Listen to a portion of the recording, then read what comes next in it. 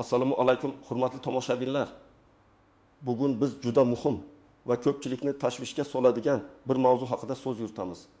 Gap shundaki, ko'pchilik nafaqaxo'rlar, ayniqsa 1992-yilgacha bo'lgan mehnat stajiga ega bo'lganlar o'z pensiyalarini to'g'ri hisoblatganlariga ishonch hosil qilishlari shart. Bu masala sizning moddiy ahvolingizga bevosita ta'sir qiluvchi o'ta jiddiy mavzu bo'lib, har bir insonni, ayniqsa keksa avlod vakillarini befarq qoldirmaydi. Men sizga hozir aytadigan ma'lumotlar juda ko'pchilik uchun pensiyasini sezilarli darajada oshirishga yordam berishi mumkin. Shuning uchun bu videoni oxirigacha diqqat bilan tomosha qiling, har bir so'zimga e'tibor bering. Hozirdayoq kanalimizga obuna bo'lishni va ushbu videoga like bosishni unutmang. Chunki bu ma'lumotlarning boshqalarga ham yetib borishiga yordam beradi. Muammoning mohiyati avval qanday edi va hozir nima o'zgardi? Keling, avvalo muammoning ildizlarini chuqurroq ko'rib chiqaylik. Sovet ittifoqi davrida, ya'ni 1991 yilgacha bo'lgan davrda pensiya tizimi bugungidan tubdan farq qilardi. O'sha paytda pensiyalar asosan mehnat staji va ish haqi miqdoriga qarab hisoblanar edi. Ish haqi tizimi markazlashgan bo'lib, narx-navo, inflyatsiya kabi omillar hozirgidek tez o'zgarishlarga duchor bo'lmasdi. Odamlar o'z ish joylarida uzoq yillar davomida barqaror maosh olib, shunga yarasha pensiya olishga umid qilishardi. Ish haqi ko'pincha tarif setkasi deb ataluvchi tizim asosida belgilangan edi va har bir kasb egasining maoshi aniq mezonlarga asosan o'rnatilgan edi.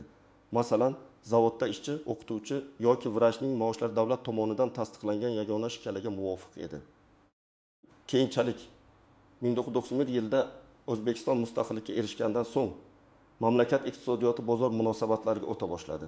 Bu jarayon pensiya tizimiga ham bevosita ta'sir qildi. Eski hisoblash usullari va to'plangan ish haqi ma'lumotlari yangi iqtisodiy sharoitlarga mos kelmay qoldi. Dastlabki yillarda inflyatsiya juda yuqori bo'lib, rublning qadri keskin tushib ketdi. Keyin esa milliy valyutamiz so'm joriy etildi. Bu valyuta almashinuvi va pulning qadrsizlanishi sababli 1991 yilgacha olingan ish haqi miqdorlari bugungi kunda pensiya hisoblashda o'zining asl qiymatini aks ettira olmaydigan holatga kelib qoldi. Masalan, 1980 yilda 1000 rubl maosh olgan muhandis o'sha davr uchun juda yaxshi maosh hisoblanardi va bu miqdorga juda ko'p narsalarni sotib olish mumkin edi. Biroq 1990 yillarning boshlarida yuz bergan iqtisodiy o'zgarishlar va inflyatsiya natijasida bu 20 rublning sotib olish qobiliyati deyarli nolga tenglashdi. Shu sababli pensiya tizimi 1991 yilgacha bo'lgan ish haqini valorizatsiya qilish, ya'ni uni zamonaviy qiymatga keltirish mexanizmini joriy etdi. Bu shuni anglatadiki, o'sha davrdagi ish haqini shunchaki nominal qiymatda emas, balki uni hozirgi iqtisodiy sharoitlarga mos keladigan maxsus koeffitsiyentlar orqali qayta baholab pensiyaga qo'shish kerak.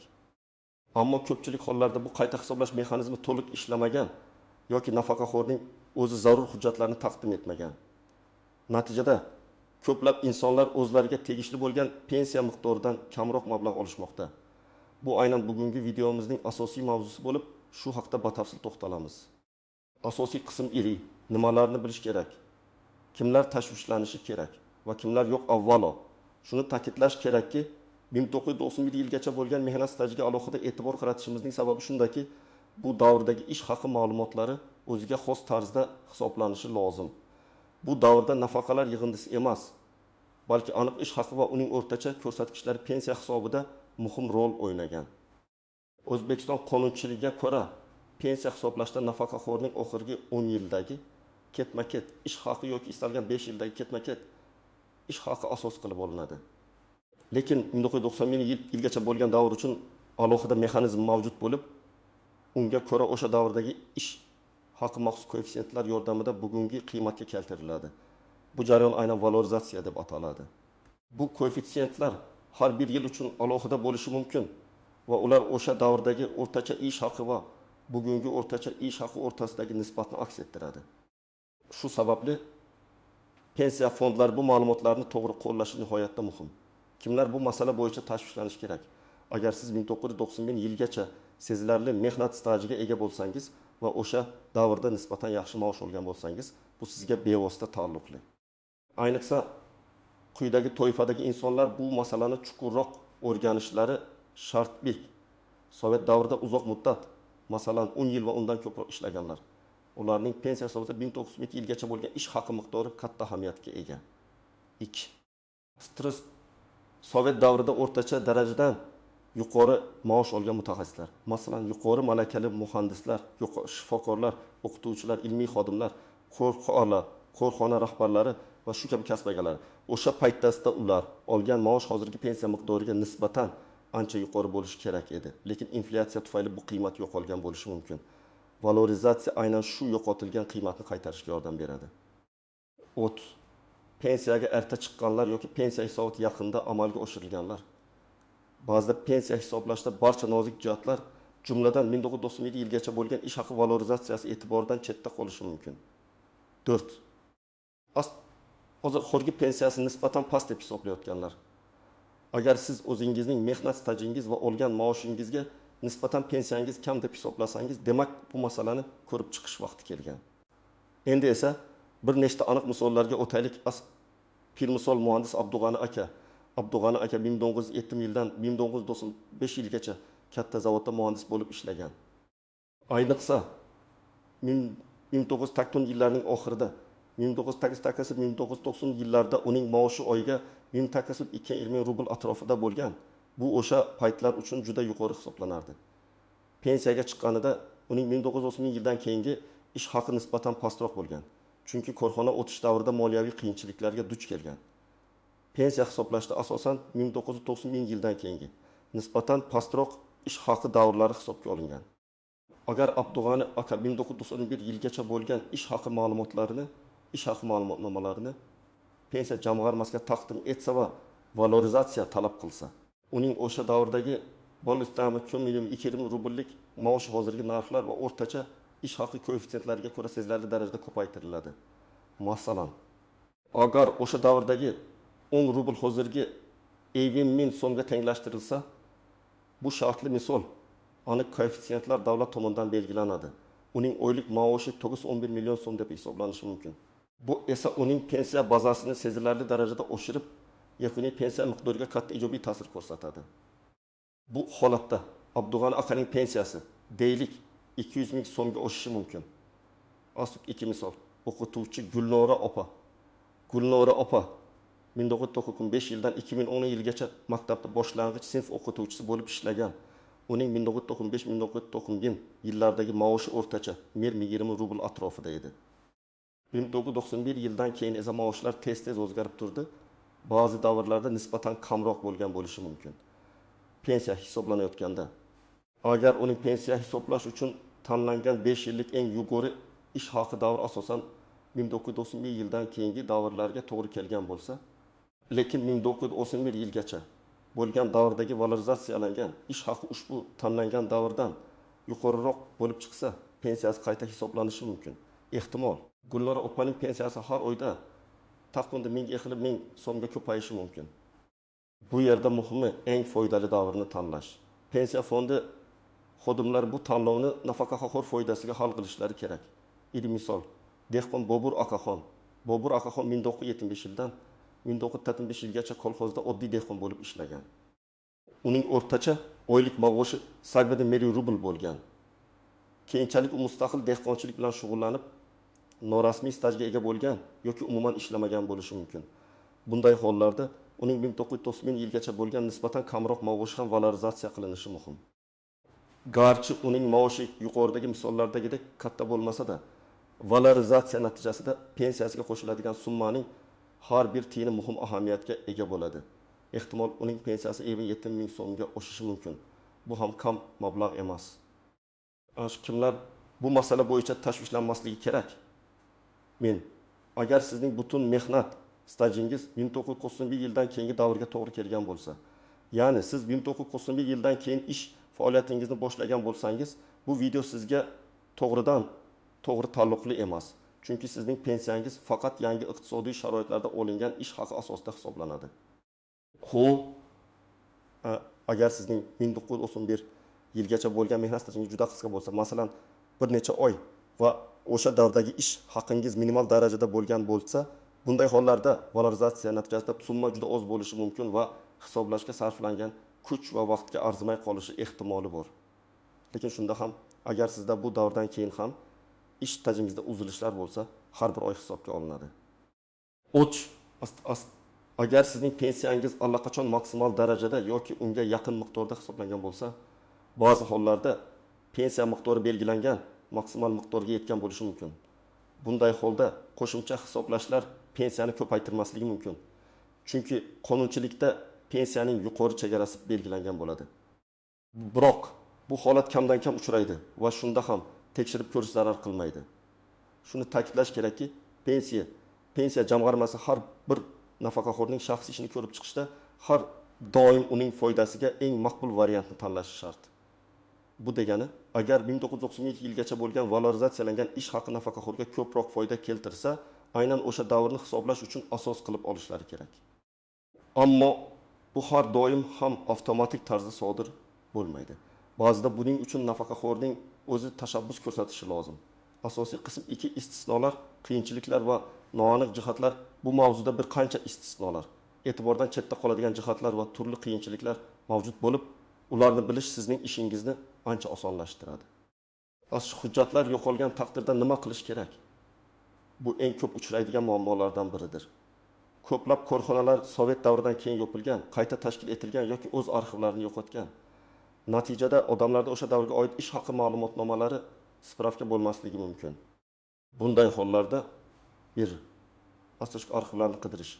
Birinchi navbatda ish joyingizning arxivini yoki shahar, viloyat davlat arxivini qidirib ko'ring. Ko'pgina yopilgan korxonalarning hujjatlari markaziy arxivlarda saqlanadi. Pensiya jamg'armasi ham sizga qaysi arxivga murojaat qilish kerakligini aytib berishi mumkin. 2. Sud orqali ish haqini aniqlash. Agar arxivlarda ham ma'lumotlar topilmasa, sud orqali ish haqini aniqlash imkoniyati mavjud. Bunda siz o'sha davrdagi kasbdoshlaringiz, hamkasblaringizning guvohliklarini taqdim etishingiz mumkin. Sud o'sha davrdagi shu kasb uchun belgilangan o'rtacha maoshni aniqlab berishi va sizga tegishli ish haqi ma'lumotnomasini olishga yordam berishi mumkin. Bu jarayon ancha vaqt talab qiladi, ammo natija pensiyaning sezilarli oshishiga olib kelsa, harakat qilishga arziydi. Kasaba uyushmalari hujjatlari. Ba'zi hollarda kasaba uyushmalari hujjatlarida ham ish haqi to'g'risida ma'lumotlar saqlangan bo'lishi mumkin. Bu kamdan kam uchraydigan holat, ammo ehtimollikni inkor etmaslik kerak. Aslida pensiyaning boshlang'ich hisoblashda allaqachon optimal variant tanlangan bo'lsa-chi, pensiya fondlari xodimlari pensiya hisoblashda har doim nafaqaxo'r uchun eng foydali bo'lgan variantni tanlashi kerak. Ya'ni, agar sizning 1990 yildan keyingi 5 yillik ish haqingiz yoki 10 yillik ish haqingiz valorizatsiyalangan 1990 yilgacha bo'lgan ish haqingizdan ko'proq bo'lsa, pensiya jamg'armasi avtomatik ravishda kattaroq qiymatni tanlash kerak. Lekin amaliyotda bu har doim ham to'g'ri qo'llanilmasligi mumkin. Yoki sizning qo'lingizda 1990 yilgacha bo'lgan ish haqi haqida aniq ma'lumotnoma bo'lmagani uchun o'sha davr to'liq hisobga olinmagan bo'lishi mumkin. Shuning uchun o'zingizda mavjud bo'lgan barcha hujjatlarni to'plab, pensiya jamg'armasiga murojaat qilishdan erinmang. Pensiya fondining ma'lumotlari bilan sizning ma'lumotlaringiz to'g'ri kelmasligi. Ba'zida pensiya jamg'armasi sizning mehnat daftarchangizdagi ma'lumotlar asosida stajni hisoblagan bo'lishi mumkin, lekin ish haqi ma'lumotlari yetishmasligi sababli 1990 yilgacha bo'lgan davrdagi ish haqi minimal darajada hisobga olingan bo'lishi mumkin. Yoki umuman pensiya bazasini shakllantirishda bu davrning ahamiyati to'liq ochib berilmagan bo'lishi mumkin. Shuning uchun siz o'zingizning hisob kitoblaringiz va taqdim etgan hujjatlar asosida qayta hisoblashni talab qilishga haqlisiz.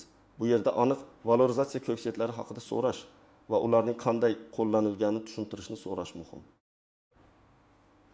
Valorizatsiya koeffitsiyentlarining ahamiyati. Pensiya qonunchiligida 1911 yilgacha bo'lgan ish haqi miqdorini bugungi kunga keltirish uchun maxsus koeffitsiyentlar qo'llaniladi. Bu koeffitsiyentlar har bir yil uchun hukumat tomonidan belgilanadi va o'sha davrdagi pulning qadrini bugungi pulga nisbatan bog'laydi. Masalan, 1980 yildagi 1 rubl bugungi kunda 50.000 so'mga yana bir bor ta'kidlayman. Bu shartli misol. Aniq koeffitsiyentlar pensiya jamg'armasida mavjud tenglashtirilishi mumkin. Siz pensiya hisobini qayta ko'rib chiqishni so'raganingizda, pensiya jamg'armasi xodimlaridan bu koeffitsiyentlar haqida so'rab oling va ularning qanday qo'llanilganini tekshiring. Bu sizning huquqingiz. Asoz e'tibordan chetda qoladigan nozik jihatlar. Faqat ish haqi emas, balki ish staji ham muhim.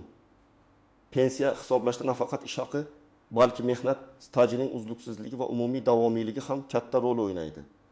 Agar 1990 yilgacha bo'lgan davrdagi tajingiz tasdiqlanmagan bo'lsa yoki noto'g'ri hisoblangan bo'lsa, bu ham pensiyangiz miqdoriga salbiy ta'sir qilishi mumkin. 2. Imtiyozli staj. Ba'zi kasblar yoki ishlab chiqarish sharoitlari uchun imtiyozli stajlar mavjud edi. Masalan, zararli sharoitlarda ishlaganlar, shimoliy hududlarda ishlaganlar va boshqalar. Agar siz bunday sharoitlarda ishlagan bo'lsangiz, bu ham pensiyangizga qo'shimcha imtiyoz beradi va pensiya jamg'armasi bunga alohida e'tibor qaratish kerak. 3. Astrosh pensiya fondi xodimlarining inson omili. Ba'zida pensiya jamg'armasi xodimlari barcha nozik jihatlarga to'liq e'tibor bermasligi yoki shoshqaloqlik bilan xato qilishi mumkin. Shuning uchun siz o'zingiz faol bo'lib, barcha ma'lumotlaringizni tekshirishingiz va qayta hisoblashni talab qilishingiz lozim. Agar siz murojaat qilmasangiz, ular buni o'zlari avtomatik tarzda qilmaydilar. Bu yerda sizning faolligingiz juda muhim. Xulosa qilib aytganda, 1991 yilgacha bo'lgan mehnat staji va ish haqi bo'yicha pensiyani oshirish masalasi murakkab, ammo juda muhim. Har bir nafaqaxo'r o'z huquqlarini bilishi va o'z manfaatlarini himoya qilishi shart. Amaliy maslahatlar. Nimalar qilishingiz kerak? Endi eng muhim qismga keldik. Amaliy harakatlar. Siz qanday qadamlar qo'yishingiz kerak? Qayerga murojaat qilish lozim? Qanday hujjatlarni to'plash kerak? Hozir barcha tafsilotlarni birma-bir ko'rib chiqamiz. Astrosh qadam. Barcha zarur hujjatlarni to'plash bu jarayonning eng muhim bosqichi hisoblanadi. Siz qanchalik to'liq va aniq hujjatlar to'plasangiz, pensiyangizni qayta hisoblash jarayoni shunchalik tez va muvaffaqiyatli kechadi. Mehnat daftarchasi, trudovaya knishka. Bu sizning mehnat stajingizni tasdiqlovchi asosiy hujjat. Undagi har bir yozuvning to'g'riligiga ishonch hosil qiling. Barcha ish joylaridagi kirish va chiqish sanalari, lavozimlar aniq yozilgan bo'lishi kerak. 2. Ish haqi ma'lumotnomalari, spravki o zaработной plate. Aynan 1997 yilgacha bo'lgan davrdagi ishingiz uchun ish haqi ma'lumotnomalarini olishga harakat qiling. Bu sizning eng ko'p maosh olgan 5 yillik davringizga oid ma'lumotlar bo'lishi kerak. Bu ma'lumotnomalar ish joyingizdan, agar u hali mavjud bo'lsa, yoki korxonaning huquqiy vorisidan, yoxud korxona yopilgan bo'lsa, davlat arxivlaridan olinishi mumkin. Ma'lumotnomada sizning ism-sharifingiz, ish davri, oylik ish haqi miqdori aniq ko'rsatilgan bo'lishi shart. 3. Diplomlar va boshqa ta'lim hujjatlari. Ba'zi hollarda, masalan, o'qituvchilar, shifokorlar uchun mutaxassislik bo'yicha stajni tasdiqlash uchun diplomlar ham kerak bo'lishi mumkin. 4. Astrosh buyruqlar nusxalari. Agar mehnat daftarchangizda qandaydir kamchiliklar bo'lsa yoki ish staji bo'yicha bahsli holatlar yuzaga kelsa, ishga kirish, boshqa lavozimga o'tish yoki ishdan bo'shatish to'g'risidagi buyruqlarning nusxalari foydali bo'lishi mumkin. 5. Astrosh shaxsni tasdiqlovchi hujjat. Pasport va shaxsiy ma'lumotlaringizni tasdiqlash uchun kerak bo'ladi. 6. Astrosh pensiya guvohnomasi. Agar siz allaqachon pensiya olayotgan bo'lsangiz, pensiya guvohnomangiz ham kerak bo'ladi. Astrosh qadam. Qayerga borish kerak? Barcha hujjatlaringizni to'plaganingizdan so'ng siz yashash joyingizdagi O'zbekiston Respublikasi pensiya jamg'armasining hududiy bo'limiga murojaat qilishingiz kerak. Bu joy sizning pensiya ishingiz saqlanadigan va pensiya hisob kitoblarini amalga oshiradigan yagona vakolatli organ hisoblanadi. 3 qadam. Nima so'rash kerak? Pensiya jamg'armasiga borganingizda sizning asosiy so'rovingiz 1991 yilgacha bo'lgan mehnat staji va ish haqi bo'yicha pensiyani qayta hisoblash bo'lishi kerak. Aynan shu jumla asosiy e'tiborni tortadi. Siz pensiya jamg'armasi xodimiga o'zingizda mavjud bo'lgan 1997 yilgacha bo'lgan davrga oid ish haqi ma'lumotnomalarini ko'rsatishingiz va ularning pensiya hisobida to'liq aks etmagan bo'lishi mumkinligini ta'kidlashingiz lozim. 4 qadam. Ariza yozish. Siz pensiya jamg'armasi boshlig'i nomiga yozma ariza bilan murojaat qilishingiz shart. Ariza qisqa, ammo aniq bo'lishi kerak. Unda quyidagilar ko'rsatilishi lozim. Sizning ism-sharifingiz, pasport ma'lumotlaringiz va yashash manzilingiz, pensiya guvohnomangiz raqami. Agar mavjud bo'lsa, murojaat sababi 1990 yilgacha bo'lgan mehnat staji va ish haqi valorizatsiya bo'yicha pensiyani qayta hisoblashni so'rayman. Sizda mavjud bo'lgan va ilova qilinayotgan hujjatlar ro'yxati, masalan, ish haqi ma'lumotnomalari nusxalari. Siz o'z hisob kitoblaringizni yoki shubharingizni qisqacha bayon qilishingiz mumkin. Masalan, 1965-1990 yillarda olgan yuqori ish haqim pensiya jamg'armasi tomonidan to'liq hisobga olinmagan deb hisoblayman. Ariza oxiriga sana va imzo qo'ying. Muhim. Arizangizni 2 nusxada yozing. Bir nusxasini pensiya jamg'armasi qabul qilganligi haqida belgi. Qabul qilgan xodimning imzosi, sanasi va kiruvchi hujjat raqami qo'yilgan holda o'zingizda saqlab qoling. Bu keyinchalik yuzaga kelishi mumkin bo'lgan tushunmovchiliklarni oldini olish uchun juda muhim. Asrish peshqadam. Nimani kutish kerak? Pensiya jamg'armasi sizning arizangizni qabul qilgandan so'ng uni ko'rib chiqish uchun ma'lum bir muddat talab qilinadi. Odatda bunday arizalar 15 kun ichida ko'rib chiqilishi kerak, ammo ba'zi murakkab holatlarda bu muddat uzaytirilishi mumkin. Qo'shimcha hujjatlar so'ralishi. Pensiya jamg'armasi sizdan qo'shimcha hujjatlar yoki aniqliklar kiritishingizni so'rashi mumkin. Bu jarayonga tayyor turing va so'ralgan ma'lumotlarni imkon qadar tezroq taqdim etishga harakat qiling. Qayta hisoblash natijalari. Sizga yozma ravishda pensiyangizni qayta hisoblash natijalari va yangi miqdor to'g'risida ma'lumot berilishi kerak. Agar pensiya miqdori o'zgarmagan bo'lsa ham, buning sababi tushuntirilishi shart. Murojaatlarning muhimligi. Agar sizning arizangiz rad etilsa yoki natijadan norozi bo'lsangiz, yuqori turuvchi organlarga, pensiya jamg'armasi viloyat bo'limiga, keyin esa respublika pensiya jamg'armasiga murojaat qilish huquqingiz bor. Eng oxirgi chora sifatida sudga murojaat qilish ham mumkin. Bu yerda sizning faolligingiz va qat'iyatingiz muhim rol o'ynaydi. Qo'shimcha maslahatlar. Pensiya jamg'armasiga borishdan oldin barcha hujjatlaringizning nusxalarini olib qo'ying. Agar imkoningiz bo'lsa, sizga yordam berishi mumkin bo'lgan yurist yoki pensiya ishlari bo'yicha mutaxassis bilan maslahatlashing. Barcha qog'ozlarni, jumladan arizangizning qabul qilingan nusxasini va pensiya jamg'armasidan olgan javoblaringizni tartibli saqlang. Bu qadamlarni to'g'ri va izchil bajarsangiz, o'z pensiyangizni oshirish imkoniyatini sezilarli darajada oshirasiz. Xulosa va yakuniy chorlov. Hurmatli tomoshabinlar, bugungi videomizda biz 1991 yilgacha bo'lgan staj bo'yicha pensiyani oshirishdek muhim mavzuni batafsil ko'rib chiqdik. Umid qilamanki, men bergan ma'lumotlar siz uchun foydali bo'ldi. Asosiysi shundaki, ko'pchilik insonlar o'zlariga tegishli bo'lgan pensiya miqdorini to'liq olmayaptilar. Chunki o'sha eski Sovet davridagi mehnat staji va ish haqi to'liq baholanmayapti. Bu adolatni tiklash va sizga munosib bo'lgan pensiyani olish uchun harakat qilishingiz kerak. O'z haqingizni talab qilishdan qo'rqmang. Barcha kerakli hujjatlarni to'plang va pensiya jamg'armasiga murojaat qiling. Bu sizning huquqingiz. Bu mavzu bo'yicha fikrlaringizni, savollaringizni va o'z tajribangizni izohlarda yozib qoldiring. Sizning har bir fikringiz boshqalar uchun ham foydali bo'lishi mumkin. Videomiz sizga yoqqan bo'lsa, albatta like bosing va kanalimizga obuna bo'lishni unutmang.